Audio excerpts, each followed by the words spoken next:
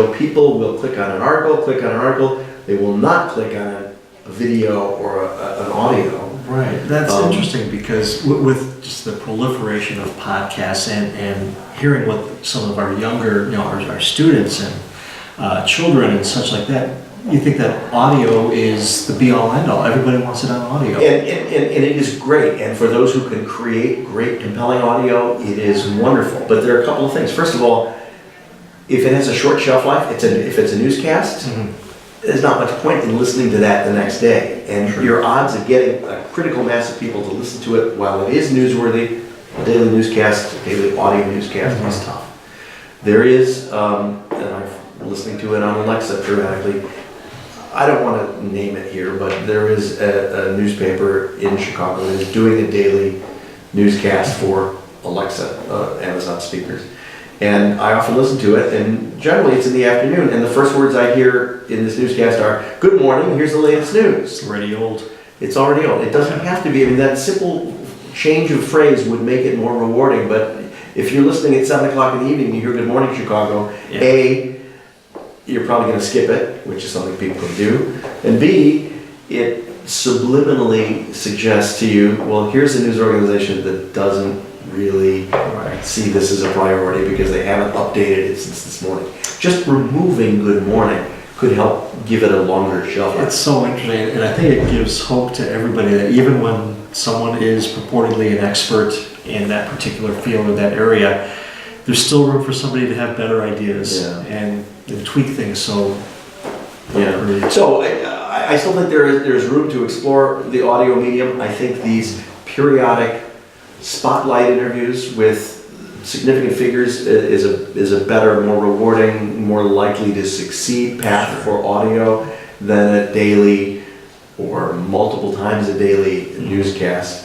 But as the audience grows and as the brand gathers more loyalty, the possibility exists for revisiting that. I love the idea of doing a daily newscast, but I think we need a larger overall audience so that we can get more people connected. And I think just in reference to that, the models that we're exposed to don't segue naturally from one to the other because Twitter is going on constantly, nonstop, and yet it expires so fast that audio isn't Twitter. It can't be like that. There's not a version.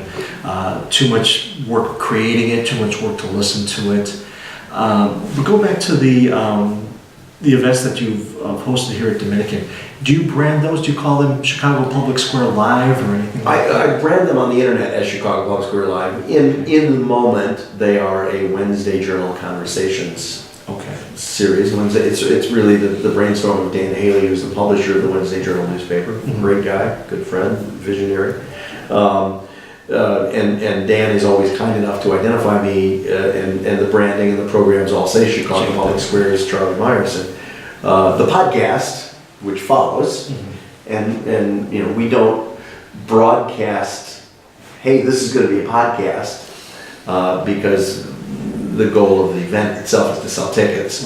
But after the fact, I am free to say Chicago Public Square podcast, brought to you in cooperation with Wednesday Journal.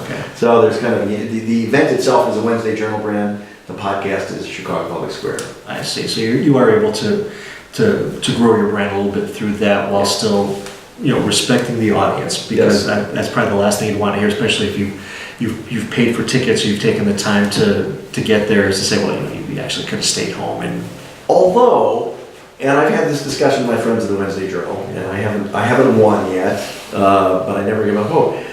I think I look at Peter Sagal, Wait Don't Tell Me, which is free on the radio and a free podcast, and yet they filled Millennium Park twice, I think, to capacity. My family was there last time. And it's free. I mean, so making content, and the classic example is the Chicago Blackhawks, who took their games off free TV for several decades, and only really, and for many of those years, I'm happy to say, you could walk up to the window, game day, and get tickets for $15. I did it myself. $8 if you had a student discount.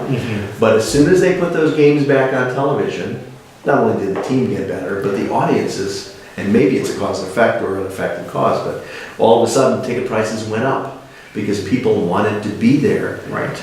because they'd seen it on TV. So I think broadcasting live or after the fact an event or a series can build loyalty, and people say, oh, I want to be there when that happens. Right. I want to be in the room when it happens. So I'm not sure that, saying it will be a podcast is necessarily counterintuitive to counter-effective to selling tickets. Well, I think behind all that, and I know exactly the scenario you're speaking of regarding the Blackhawks, is sometimes people just want as many touch points as they can have, and they want to experience something they enjoy in as many different ways possible. And so again, when we're going on a trip, Wait, Don't Tell Me is all queued up and ready to go. And then, but every, I think, Friday when they have the ticket giveaway, or the ticket sales, I've got my little alarm on my computer to go see if I've got time to try to get tickets. And then when my family, I was busy, I think, that day, but when they heard that it was going to be in Millennial Park, you want more of what you enjoy. Yeah, so I'm not sure that it undersells ticket sales, the podcast series. And in a sense, I think it can, in the long run, enhance ticket sales. Mm-hmm. Marketing comes into play there too. Yeah, well, it's the product and creating something that is meaningful to you and meaningful to the audience. So let me ask you this. I'll start with the bad and continue with the good. What's the worst thing that could happen to Chicago Public Square? The worst thing that could happen is somebody from some other organization comes to me and offers me a job that I find so compelling that I would walk away from this thing I've created. Cold turkey. Cold turkey. Oh my goodness. That's the worst. There's a question where someone comes and says, we'd like you to come work with us, and we'd like you to continue doing Chicago Public Square, but we'll sell the ads, we'll make the profit, we'll pay you a nice salary. So, that wouldn't be bad. That wouldn't be bad. And, it's something that I've hinted at with some organizations, but it's not the kind of thing that, the key to that, I think, is for me to build audience. Right. So if you like Chicago Public Square, be advised that if you help me build audience, you may be in part spelling its doom, but but in theory, at some point, Chicago Public Square has an audience so big, 500,000 people, that becomes something other organizations with more resources will say, we want to acquire that audience, we want to reach that audience, and either we advertise in it with Charlie, or we buy it from him, or we buy him, or hire him. Have we moved to the best case scenarios now? No, well, the best case scenario is it continues to grow, and we experience, and I say we, I mean me, but now it's us. We're all in this together, kids. We experience a huge growth in subscriptions, with or without revenue, an audience that is so big that no one can ignore it. There's a slight downside to that, in that it'd be a good problem to have, in that it becomes more expensive through MailChimp to send to 500,000 people. Right. On the other hand, if I have 500,000 people, that's worth losing money for a little bit of time, because then you can go to advertise and say, oh, by the way, I have 500,000 readers. Right.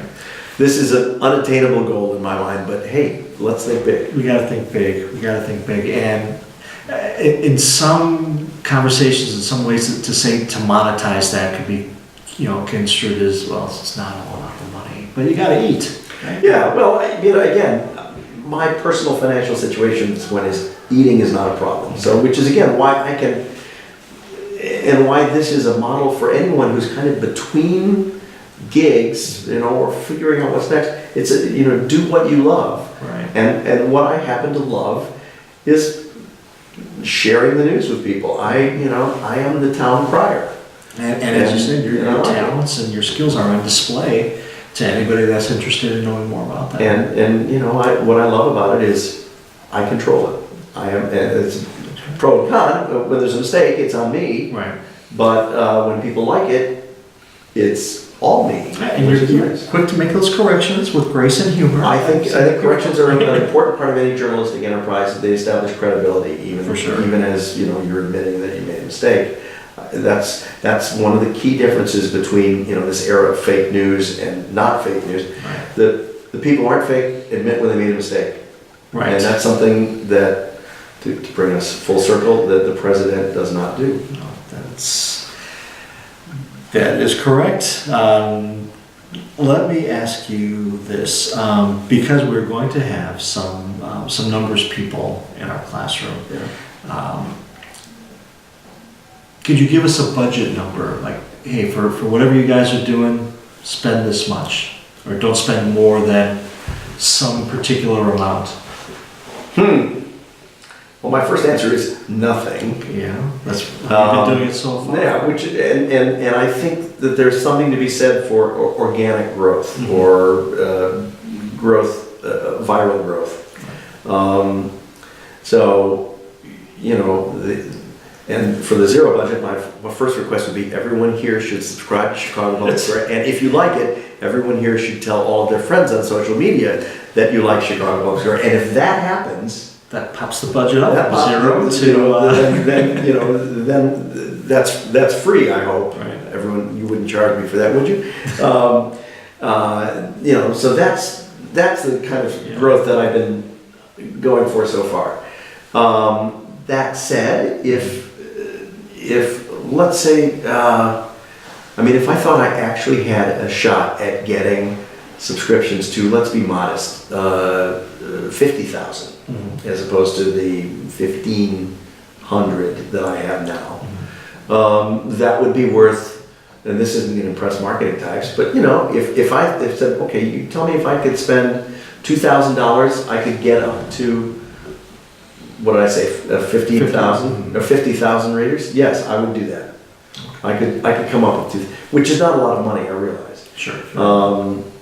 And we're not talking real money here anyway, right? But this is play money. This is hypothetical. We haven't spent a cent yet. Yeah, a couple of thousand. I mean, I have a couple of $1,000s I could spare for something that really would deliver. And if we had the budget to get to $500,000, I might even be able to go to, let's say, $5,000. Okay, we are recording this, so don't say anything you can't take back. Well, that's all hypothetical for the right plan. So this is for you guys to imagine. Right. Right? We're not actually talking money. Because I need to check with my wife. You'd have to check. Absolutely. That's final say. But yeah, and I realize those numbers aren't big, but that's partly because I'm more interested in organic growth than I am in, one of the things that so many media organizations go for is they want to go viral. Well, I've had a couple of friends say, here's an article about how to have your content go viral. Yeah. I don't want to go viral because the result of going viral is, under the best of circumstances, hundreds of thousands of people subscribe, and there are people who don't really care about what I'm doing. Right. There are people who are interested in the buzz, and over the course of time won't open it. They'll lower my open rate, or will unsubscribe.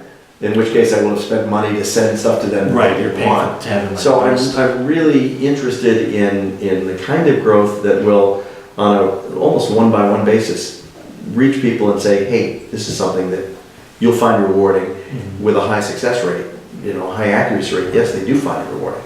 So, big money, big budgets seem to me almost doomed to failure.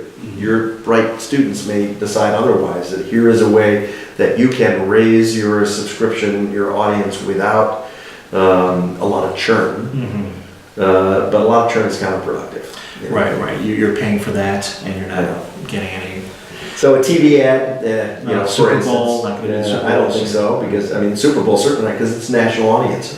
This is, although again, thinking figuratively, thinking imaginatively, I could see a New York Public Square or a Los Angeles Public Square, but those would be different products. Okay. And again, right now it is Chicago Public Square, so I'm interested in reaching people who care about or connected to or otherwise interested in Chicago. And so the Super Bowl, even if the Bears were in it, half the audience would be a waste. That's true. Plus, we have to keep this realistic. Yes. After yesterday.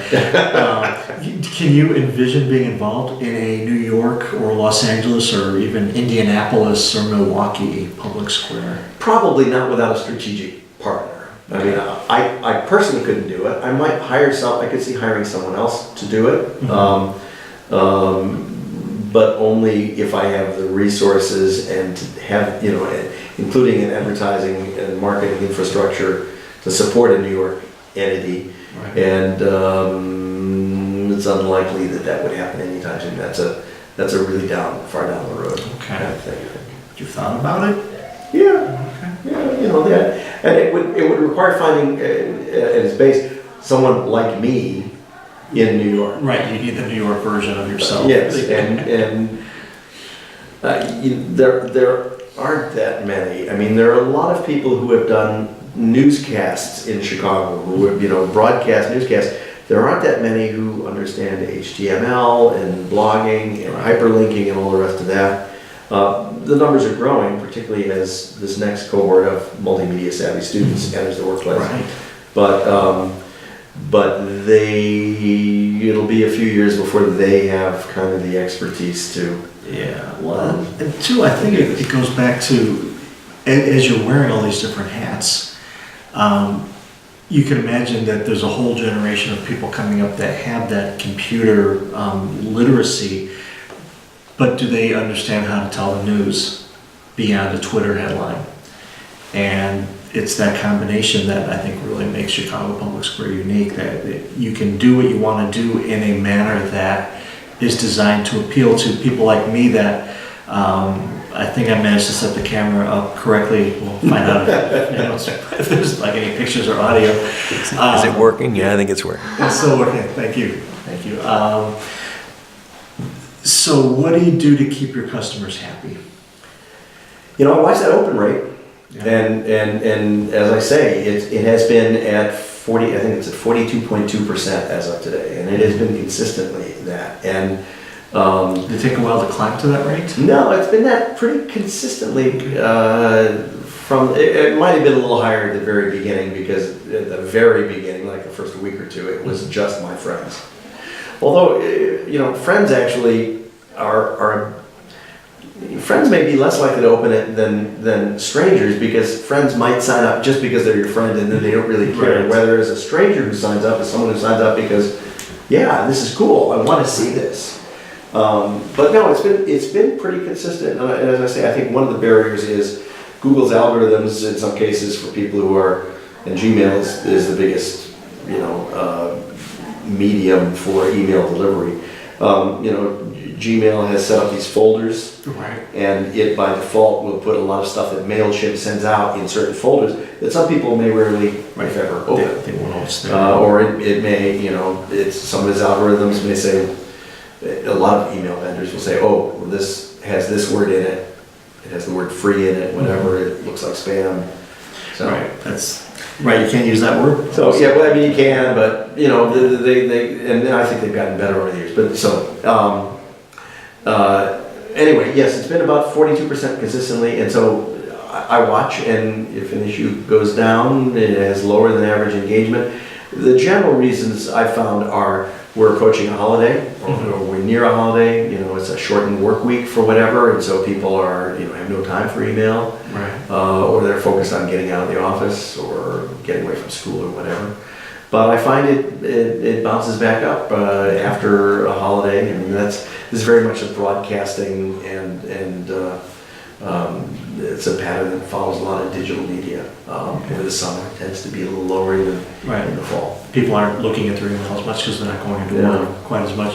Does is a big news day good in that people want to see your take on it, or could it almost be news overload and I want to stay away from it? Now, big news is always a help. And the sad thing is that sad or horrific news. The cliche in the news business, if it bleeds, it leads. Yeah. And why is there no good news? Well, I have to tell you, audiences respond and are engaged in and interested in and click on news that is troubling. Yeah. And because Chicago Public Square comes out at 10 o'clock in the morning, middle of the morning, the bigger days for Chicago Public Square come when big news has broken after the newspapers have gone to press. And after morning drive newscast time is over, in other words, after people are in the workplace, they're not in their cars or getting ready for work. So when something happens 8 or 9 o'clock in the morning, and then it is a big day for Chicago Public Square if I can squeeze that in. Right, I mean, so you go live at 10, is there, boy, something just happened at 9:55, I mean, is there some point where it's like, I can't get it in there? If it happens 9:55, I generally can get. You're still good, okay. I'm writing right up until like 9:58 some mornings, and Pays to be nimble. and that's when the mistakes tend to happen. But yeah, it can be pretty nimble and you know, just a line, breaking news, just as this went to your email box, Right. this happened, hyperlink, bam. So, Sure. Well, that's what you can do using the tools that you have before you. yeah. So you've been very kind, very generous to talk to me for this. Some might say egotistical, but I'll take kind and You know, generous. that'll be an assignment that you won't see. But is there anything, well, here's me covering my behind, is there anything you kind of hoped I would ask or were waiting for me to ask that I didn't? Because, you know, You've got a zillion questions. I've got my list here, so. I think that's it. I mean, I would just make a direct appeal to your students. I mean, here's the, you know, my dream for you guys is, how can I get more free subscriptions to Chicago Public Square? I think if we solve that problem, then everything else fits into place.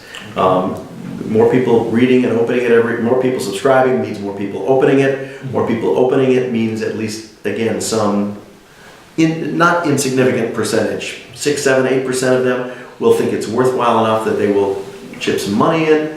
More money means more opportunities for Chicago Public Square to do more things. I mean, frankly, it frees me up to spend more time on the project because I don't have other hats I wear with Rivet and a consulting business. But as Chicago Public Square grows and drives more revenue for me, it means I can put more time into this, both in terms of developing advertisers, add revenue for it, and again, bringing more people in as substitutes, you know, to create it when I'm not Building it from all. So just get more people to subscribe for free, and the page to do that is subscribe.chicagopublicsquare.com. Let's get people to that page now. And so again, take a look at that page. Is that the best page? Is there a better landing page to help people encourage people to subscribe to Chicago Public Square? That's what we're going to work on. That's if you can do that, I will have found this time and the vast sums of money you've paid me to do this to be tremendously rewarding. And I'm really, I just would say, I'm really excited. I'm grateful that you've offered to do this and that you've offered your students free slave labor to help my cause. Thank you very much. We're going to learn stuff. You students are actually paying, you're paying tuition, you're paying money to figure out how to help me make money. So I thank you for your contributions to the university. I'm going to edit that. But they don't need to be reminded. Anyway, thank you very much. They know their story, they know the situation, but it's been a fantastic conversation. The marketing lesson has started today. Charlie, thank you for sharing all just basically the nuts and bolts of how your business works. And now we're going to start to put some marketing plans together. So thank you again. Good. Go start your own blogs too while you're at it. Do what I'm doing. It can be a great success for you. Thank you.